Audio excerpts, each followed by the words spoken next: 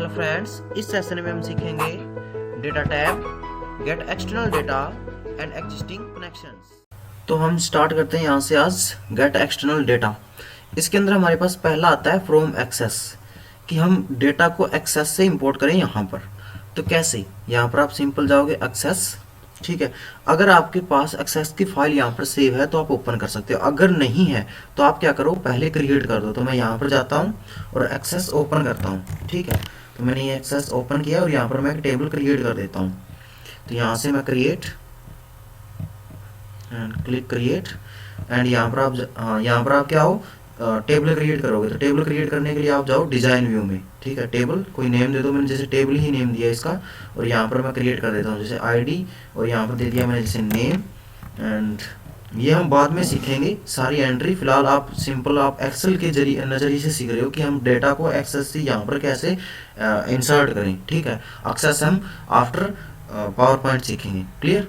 तो name and then आएगा कोई भी आप नेम दे दो, जैसे मैंने दिया मार्क्स, क्लियर। इसको मैंने कर दिया जैसे नंबर, कि नंबर में आए, ये लो। तो ये किया और मैंने क्या कर दिया इसको simple database view and yes. और यहाँ पर आप रिकॉर्ड कर दो इनका, जैसे मैंने किया हंस। नेक्स्ट इसके कोई भी मार्क्स कर दिए जैसे मैंने। फिर आएगा आपके पास जैसे कमल कर दिया, यहाँ पर आप कर दो कितने भी। फिर आता है जैसे आपके पास नेक्स्ट कोई भी, एंड यहाँ पर कर दो जैसे दिस, एंड यहाँ पर कर दो जैसे ये, एंड यहाँ पर किया जैसे दिस, ठीक है।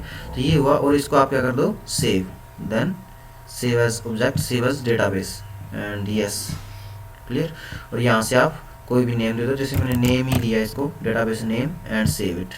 अब क्या करो, इसको कट करो और एक्सेल ओपन करो और फ्रॉम एक्सेस एंड जहाँ पर आपने सेव किया जैसे डॉक्यूमेंट में सेव किया था, और नेम के नेम से then select it and open it. अब आपके पास ये बोलेगा कि लोकेशन चुनो कि कहाँ पर आपको ये इंसर्ट करनी है, कहाँ पर इंपोर्ट करनी है। तो वहाँ पर आप लोकेशन चुनो एंड क्लिक इट।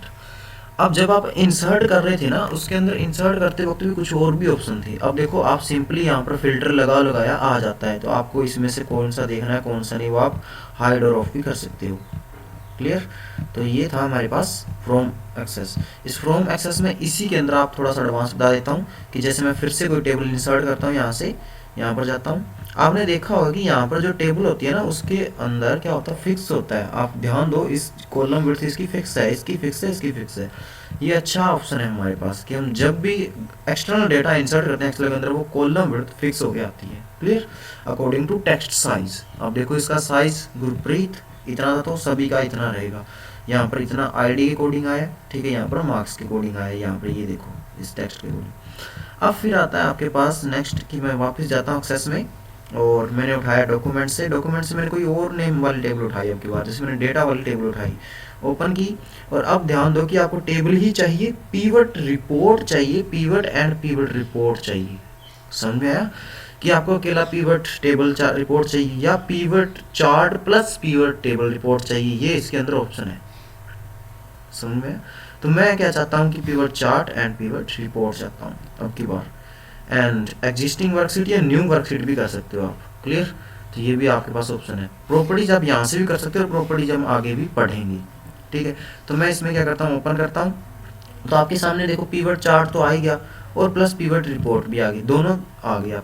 अब आपको आईडी देखनी है तो साथ के साथ पीवट चार्ट बनता जाएगा, साथ के साथ आपके पास ये भी बनता हुआ आएगा, क्लियर। तो ये होता है आपके पास ऑप्शन। तो मैं नेम करता हूँ, फिर आईडी करता हूँ, फिर मार्क्स करता हूँ, वैसे आपका चार्ट बनता हुआ आएगा, वैसे दिस। अब मैं क्या चाहता हूँ, अब आप ध्यान दो, मैं क्या करता हूँ, नेम वाले को उठा के मैं लिखता हूँ रिपोर्ट में, ठीक है। जो नेम कॉलम है वो उसको मैं रिपोर्ट में रखता हूँ। तो अब इसका क्या फ़ायदा है, इसका फ़ायदा ये है कि मुझे सिर्फ देखना है फतेह का, ओके, ठीक है। तो फतेह का दिखा रहा है ओनली, और यहाँ पर चार्ट भी उसी का दिखाएगा। और यहाँ से भी आप फिल्टर कर सकते हो, ठीक है। यहाँ भी ऑप्शन है, आप चार्ट में जाके भी चेंज कर सकते हो, ठीक है। तो ये था इसके अंदर कि डेटा एंटर कैसे करें। वैसे हम पीवट चार्ट ऑलरेडी सीख चुके हैं, मैं इसके ऊपर ज़्यादा ध्यान नहीं दूंगा। हम मेन हमारा काम क्या रहेगा, डेटा एंटर करना, क्लियर। फिर आता है हमारे पास फ्रॉम वेब। अगर आपका सिस्टम ऑनलाइन है तो आप वेब से भी डेटा उठा सकते हो। तो मैं सीट नंबर 2 पे आता हूँ, 1 पे आता हूँ, सॉरी 2 पे आता हूँ और यहाँ पर जाता हूँ वेब में। वेब के अंदर जाने के बाद आपके पास यहाँ पर कोई यूआरएल इंसर्ट करो, जैसे मैंने किया फॉर्मूलाज ऑफ एक्सेल, ठीक है। मैंने ये इंसर्ट सॉरी तो ये जैसे एक्सेल लर्निंग आ गया, ठीक है, ये एक्सेल फॉर्मूलाज भी आ गया था। तो ये है, मैं क्या करना चाहूँगा कि इसको इंपोर्ट करना चाहता हूँ, तो यहाँ से आप क्या कर दो, इसको इंपोर्ट कर दो, ठीक है, क्लिक एंड, और ये थोड़ा सा टाइम लेगा और जो भी उस पेज के ऊपर यूआरएल था, जितना भी डेटा था, वो सारा का सारा आपके एक्सेल के ऊपर इंपोर्ट कर देगा। क्लियर? तो यस, यहीं पर, एंड ये आपके पास सारा डेटा आ गया, ठीक है, जो उसके ऊपर लिखा हुआ था। तो ये था फ्रॉम वेब। मैं इसको डिलीट करता हूँ। यस, फिर आता आपके पास नेक्स्ट। अब देखो टेक्स्ट का साइज था वैसे वैसे ही क्या हो गया था, मैं ये ऑलरेडी बता चुका हूँ। जैसे जैसे टेक्स्ट का साइज होता है अकॉर्डिंग टू सेल, वैसे वैसे कॉलम विड्थ हो जाती है। क्लियर? तो मैं इसको भी स्मॉल कर देता हूँ फिर से। फिर आता आपके पास फ्रॉम टेक्स्ट कि आपने नोट पैड में कुछ लिख रखा हो तो वो इंसर्ट करना। जैसे मैंने यहाँ नोट पैड की एक फाइल बनाई थी, डेस्कटॉप पे पड़ी है, तो मैं वो इंपोर्ट करना चाहता हूँ। यहाँ पर सिलेक्टेड एंड इम्पोर्टेंट, वही सारे ऑप्शन आएंगे। इसके अंदर थोड़ा सा लगाएगा, ये हम आगे ही पढ़ेंगे। इस पोस्ट बॉक्स को मैं फिलहाल आपको इंसर्ट करना बता देता हूँ। तो डेलिमिटेड चुनता हूँ।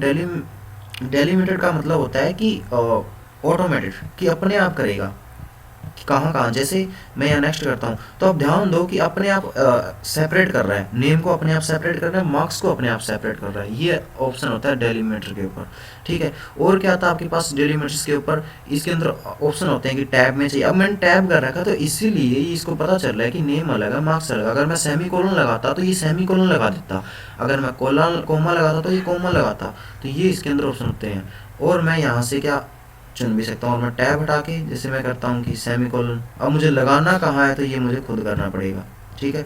अब ये टैब नहीं है तो मैं टैब कर देता हूँ और ये हटा देता हूँ, तो ये अपने आप करेगा, ठीक है। तो ये कैसे ट्रीट करना है ये भी है। और फिर नेक्स्ट, और या फिर यहाँ से फिनिश कर सकते हो। ये प्रीव्यू दिखा देगा ठीक कैसा चाहिए। ये सेल की फॉर्मेटिंग है, ठीक है, सारी कि आपको डेटा है जो वो कैसे चाहिए। और आप फिनिश करो एंड विड्थ चुनो एंड ओके, तो वही डेटा आपके पास यहाँ आ जाएगा। क्लियर?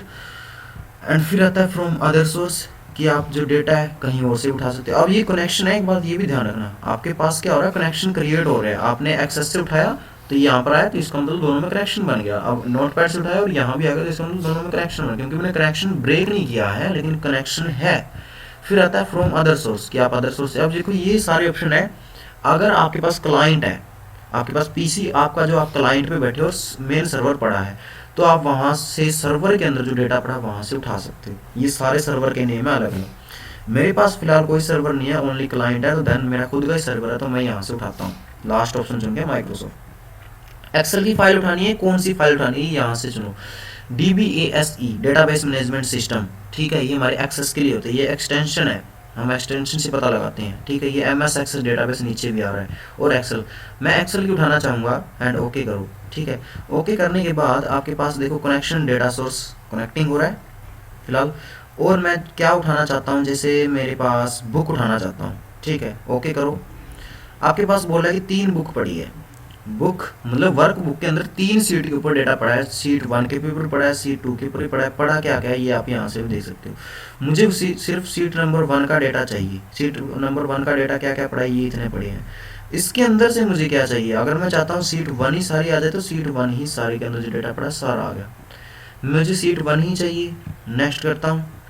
यहाँ पर बस क्या है, आपके पास ऑप्शन आ जाएंगे कि आपको कैसे कैसे करना है। इंग्लिश में इक्वल चुनना है, मतलब जब आप टेबल क्रिएट करोगे ना, जब आप सीखोगे, ये ऑप्शन वैसे तो वहाँ पर होता है इंक्वायरी के अंदर, ठीक है, एक्सेस के अंदर, कि आपको जो एक बड़ी टेबल थी उसके अंदर भी डेटा को कैसे कैसे क्वेरीज करनी है, ठीक है। आप देखो एंड विद, इंग्लिश के अंदर पता नहीं कैसे मार्क्स होंगे, किस सीरीज में होंगे, असेंडिंग और डिसेंडिंग ऑर्डर में होंगे, तो वो आप यहाँ से कर सकते हो, ठीक है। चेंज की इक्वल वाले हों, ठीक है। बिगिन किस से स्टार्ट हो, बिगिन विद कोई ऐसा मार्क्स है किस मार्क्स से स्टार्ट हो, ठीक है। 23 से हो, 45 से हो, वो आप कर सकते हो। 65 से हो तो वो आप दे सकते हो। एंड और अब देखो ये तो एंड है।